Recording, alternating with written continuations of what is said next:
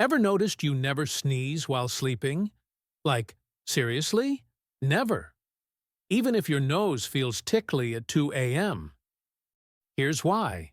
When you sleep, your brain slows down non-essential reflexes. That includes the sneeze reflex. Plus, your nasal nerves become less sensitive. Even dust in your nose gets ignored like a text from your ex. Also, muscles that help you sneeze are relaxed during deep sleep.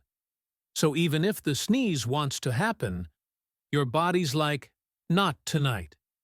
If your nose really needs to sneeze, your brain's smart. It'll wake you up first. Then, so, no, you don't sneeze in your sleep. If someone says they did, they're dreaming, or lying, or sleep sneezing aliens.